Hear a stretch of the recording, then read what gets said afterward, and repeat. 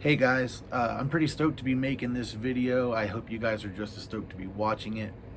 I hope there's some information in it that you might find useful. I hope you're able to use it in such a way that uh, it inspires you to either pick up an instrument or uh, get better at your own. And the way that I'm going to lay this video out is I'm going to give examples first, and then I'm going to talk about those examples and how they pertain to even just having a basic understanding of not only knowing the notes but using them on an instrument, because when it comes to music theory, the rules are pretty universal. It's the instruments that kind of have their own unique way about them, not so much the rules of music.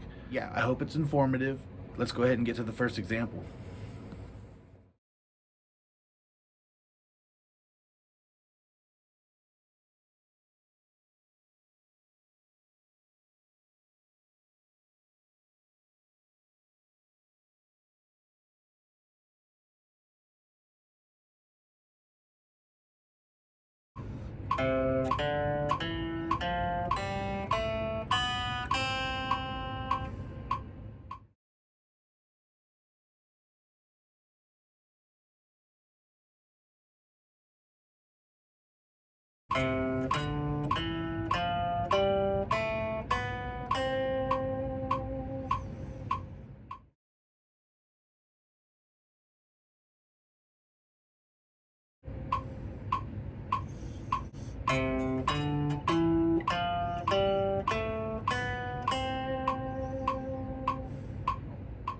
So in music, if you have an understanding of how one scale works, you have a pretty good understanding of how all of them work.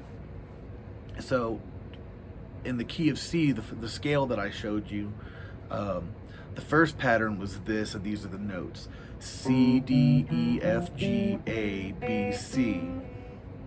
The second pattern that I showed you, C, D, E, F, G, A, B, C. And then the third pattern, C, D, E, F, G, A, B, C. No matter where you play the scale on the neck of the guitar, there's a chord value that goes with each note of the scale, and it can be either major, minor, or diminished. So going back to the chords, you're going to have C major, you're going to have D minor, you're going to have E minor, you're going to have F major, you're going to have G major, you're going to have A minor, you're going to have B diminished, and then you're going to have C major again.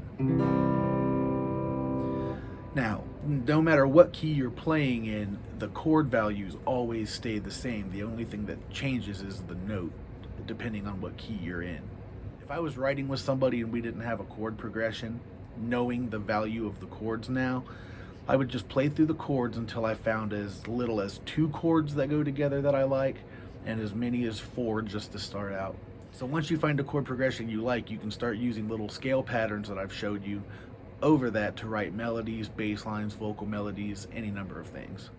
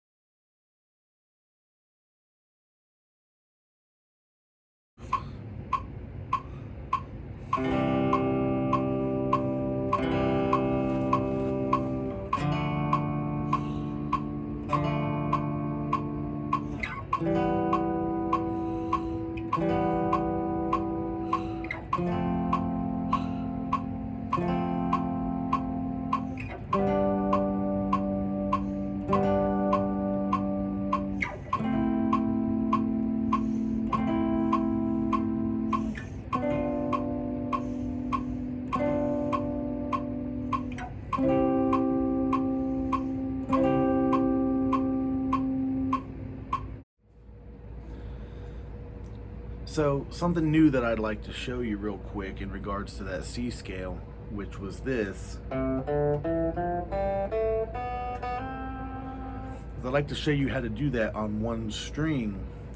And there's a pattern that goes along with any major scale. And if you follow this pattern, you'll be able to make any major scale on a guitar. And the pattern is whole, whole, half, whole, whole, whole, half. So when you start on C and you go a whole step, your next note is going to be a D. So that's your first whole step. Then your next whole step is to E.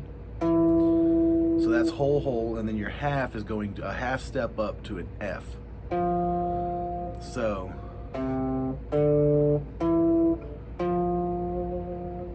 and then your whole, whole, whole half is going to be from F to G, G to A to B, and B to C. So you're going to start on the 3rd fret of the A string and you're going to end on the 15th fret of the A string. And that goes like this.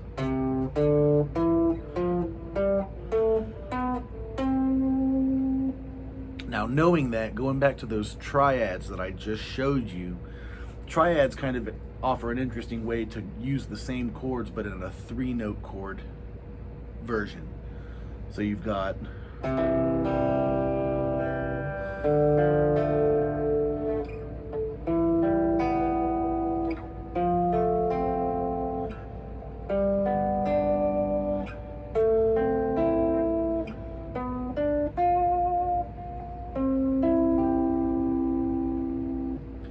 and when you use that in conjunction with chords and the scale pattern that I showed you, they kind of offer a different way to use the same notes but in more of a musical way.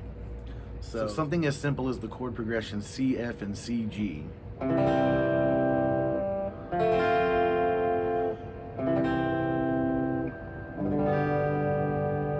You could do this.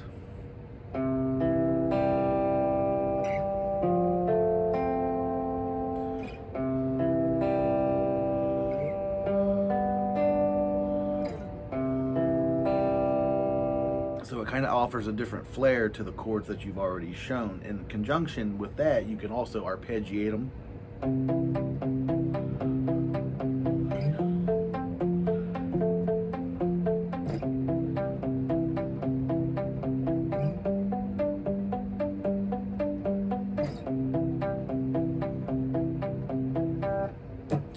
So think of the triads as a more musically correct way to use the open guitar chords. And the significant thing is with guitar chords, there's several versions of the same note. For instance, C and C. But in the triad, it's just C, E, G. You leave out the high C right here, and you only play C, E, and a G open string. And there's no real rush on being able to play all of this stuff quickly. The idea is to memorize it and get bored with it. You know the patterns.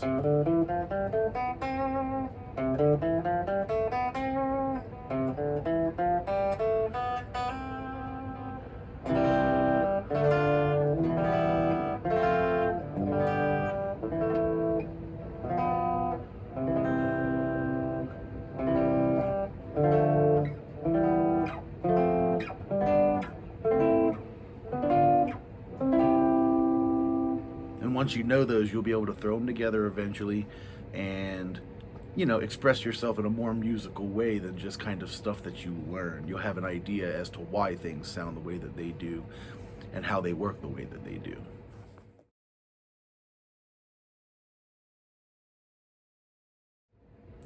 So I'm going to end this video with a quick demonstration using the C major, F major, C major, G major chord progression that I was just talking about. I'm just going to show you how to run through the scales, what they sound like over a chord progression, and kind of how the triads will work as a substitute or with the regular open chords that you're already using. So I'm going to go ahead and cue up this chord progression.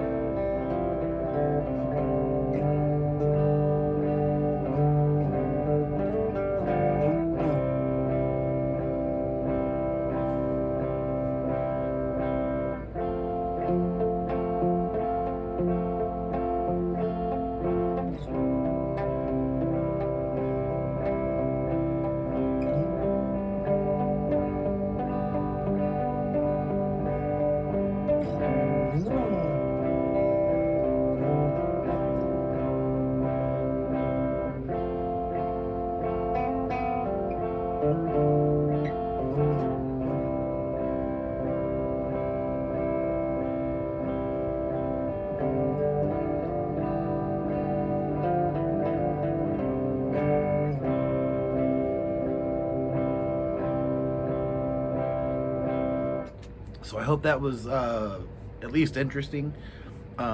Practice it, get used to it, and eventually you'll be noodling around just like that. And the fun thing about music is it is a lot of noodling. Once you figure it out, you figure out the flavors of the chords, you figure out your patterns, what scale you want to use, or what, in this case, 3 scales you might want to use. And then just have fun. And when you write something that sounds catchy to you, don't question it. Embrace it, have fun, and keep doing it. And I'll see you guys in the next video. Have a good one.